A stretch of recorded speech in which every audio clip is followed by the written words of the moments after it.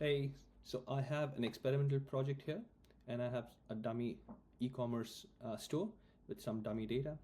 So usually when a data analyst is asked for some insights, they will usually look at the tables that they have access to, look at the schema of all the tables, and then think of some logic, produce a SQL query, and then that query eventually outputs data in a dashboard or in a spreadsheet or something like that. But now all that process is already super accelerated thanks to the ability that has been added with the advent of MCP servers. And I'm going to show you a demo rather than talking about it. So I've created an MCP server in N8N that can connect to BigQuery, example to my project here, and just see how fast this entire process will become. So let's go to Claude. Here's my MCP server that I've connected. It's got some tools to be able to do things within BigQuery. And now I have a few questions. Let's ask them one by one. So let's just ask, do we have any data related to the Look e-commerce store? So you see I've not even written it exactly in the way the data set was named. Let's see how it does. So now Claude on my desktop is going to connect using this MCP server to BigQuery. Let's just allow it.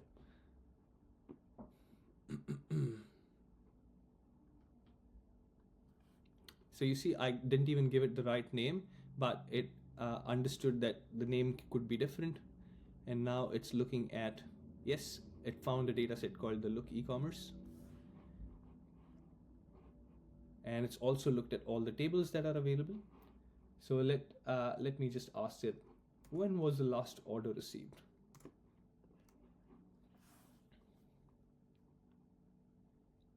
So it's written a query. It knows that it has to write a query to the orders table. And it knows now it was in July 2024. Let's ask it a question like, what's the percentage of revenue from men's versus women's department?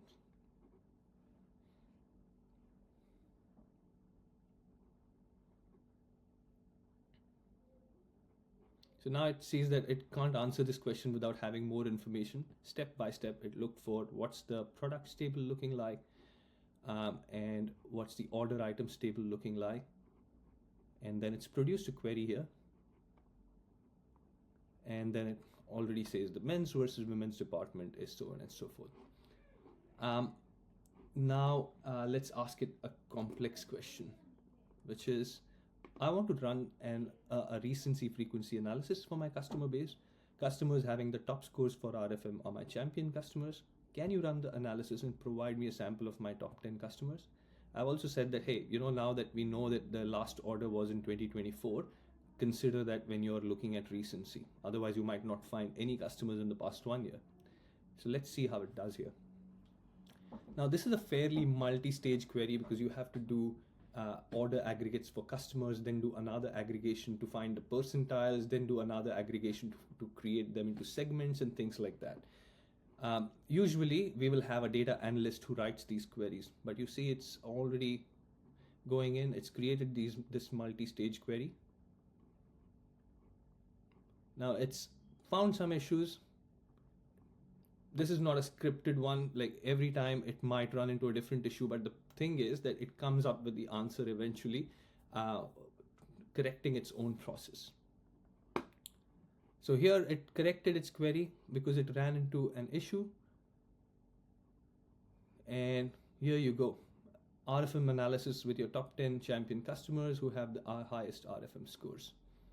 And now imagine if I had another MCP server that can connect to Google ads or Facebook ads. I could literally just write and say that, hey, can you push this as an audience to my Facebook? Or push this as a customer match list to Google ads. Now you see how the entire process of data analysis to activation is going to get super fast, super crunched up, thanks to these kind of tools. And our job now is to make sure that we are making the data capable, or we are structuring the data in the right way for these tools to give you deterministic approaches, deterministic results, which means that if I ask the same question 5 times, I have to get the same answer because this is data, this is not creative, it has to be deterministic. And that's the role of the data analyst or the data engineer from here on.